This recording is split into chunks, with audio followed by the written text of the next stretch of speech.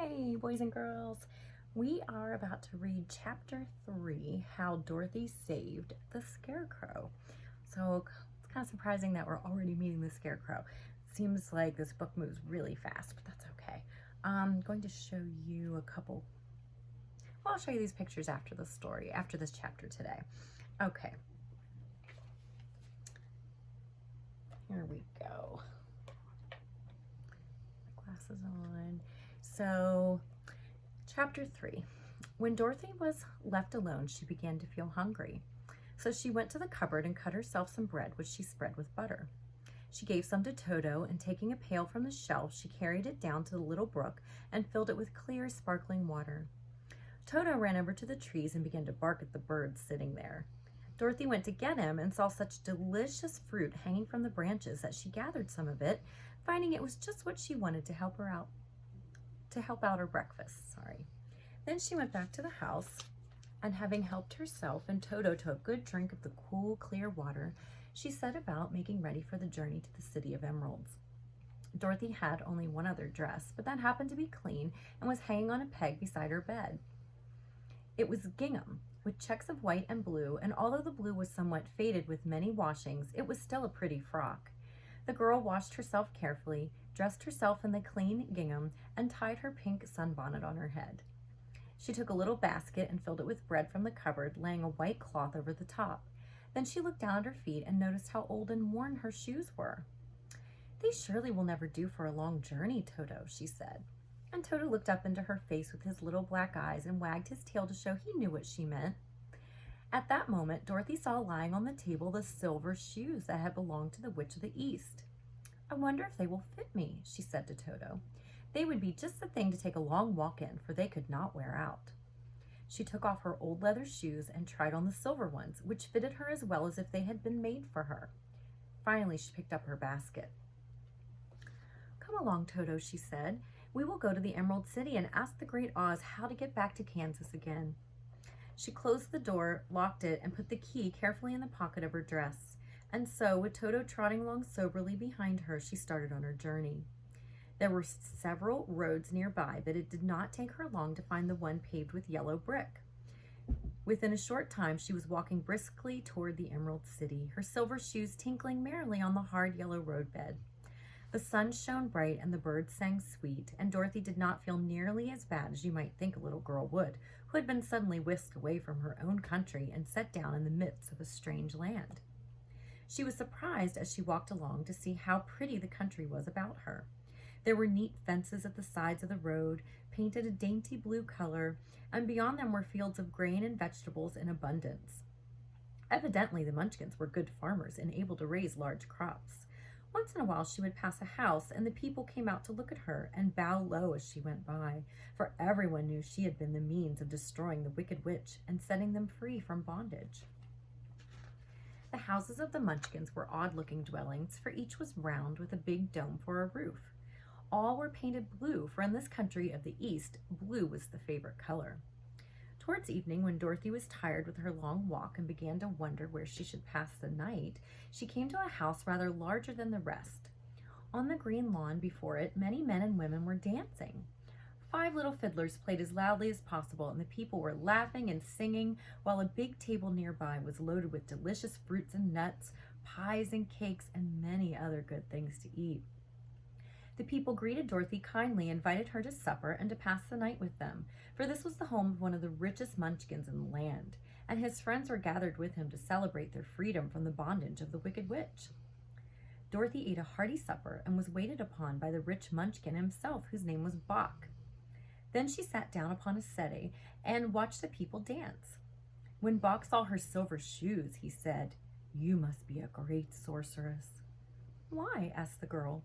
"Because you wear silver shoes and have killed the Wicked Witch.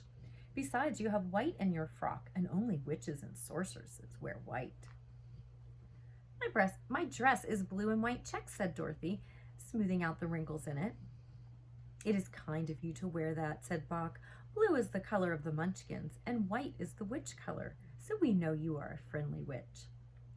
Dorothy did not know what to say to this, for all the people seemed to think her a witch, and she knew very well she was only an ordinary little girl who had come by the chance of a cyclone into a strange land. When she had tired watching the dancing, Bach led her into the house where he gave her a room with a pretty bed in it. The sheets were made of blue cloth, and Dorothy slept soundly in them till morning, with Toto curled up on the blue rug beside her. She ate a hearty breakfast and watched a wee Munchkin baby who played with Toto and pulled his tail and crowed and laughed in a way that greatly amused Dorothy. Toto was a fine curiosity to all the people, for they had never seen a dog before. "How far is it to the Emerald City?" the girl asked. "I do not know," answered Bach gravely, "for I've never been there.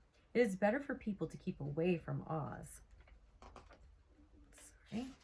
Unless they have business with him. "But it's a long way to the Emerald City, and it will take you many days. The country here is rich and pleasant, but you must pass through rough and dangerous places before you reach the end of your journey." This worried Dorothy a little, but she knew that only the Great Oz could help her get to Kansas again, so she bravely resolved not to turn back. She bade her friends goodbye and again started along the road of the yellow brick. When she had gone several miles, she thought she would stop to rest, and so climbed to the top of the fence beside the road and sat down. There was a great cornfield beyond the fence, and not far away she saw a scarecrow placed high on a pole to keep the birds from the ripe corn. Dorothy leaned her chin upon her hand and gazed thoughtfully at the scarecrow.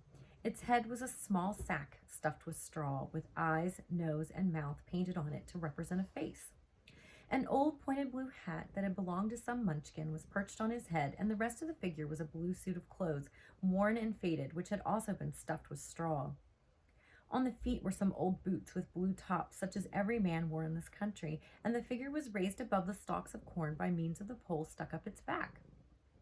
While Dorothy was looking earnestly into the queer painted face of the scarecrow, she was surprised to see one of the eyes slowly wink at her.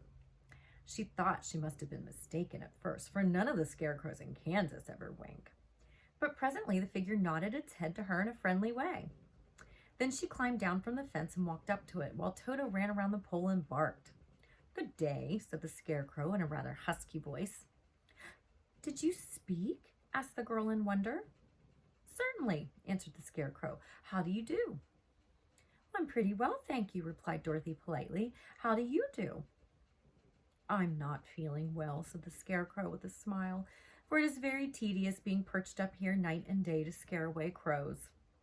"Can't you get down?" asked Dorothy. "No, for this pole is stuck up my back. If you will please take away the pole, I shall be greatly obliged to you." Dorothy reached up both arms and lifted the figure off the pole, for being stuffed with straw, it was quite light. "Thank you very much," said the scarecrow when he had been set down on the ground. "I feel like a new man." Dorothy was puzzled at this, for it sounded strange to her to hear a stuffed man speak and to see him bow and walk along beside her. "Who are you?" asked the scarecrow when he had stretched himself and yawned. "And where are you going?" "My name is Dorothy, and I'm going to the Emerald City to ask the Great Oz to send me back to Kansas." "Where is the Emerald City?" he inquired. "And who is Oz?" "Why don't you know?" she returned in surprise. "No, indeed, I don't know anything. You see, I am stuffed, so I have no brains at all," he answered sadly. "Oh," said Dorothy, "I'm awfully sorry for you." "Do you think, if I go to the Emerald City with you, that the Great Oz would give me some brains?" "I cannot tell, but you may come with me if you like. If Oz will not give you any brains, you will be no worse off than you are now." "That is true. You see," he continued confidentially, "I don't mind my legs and arms and body being stuffed because I cannot get hurt. If anyone treads on my toes or sticks a pin into me, it doesn't matter, for I can't feel it. But I do not want people to call me a fool, and if my head stays stuffed with straw instead of with brains, as yours is, how am I ever to know anything?" "I understand how you feel," said the little girl, who was truly sorry for him. "If you will come with me, I'll ask Oz to do all he can for you." "Thank you," he answered gratefully. They walked back to the road.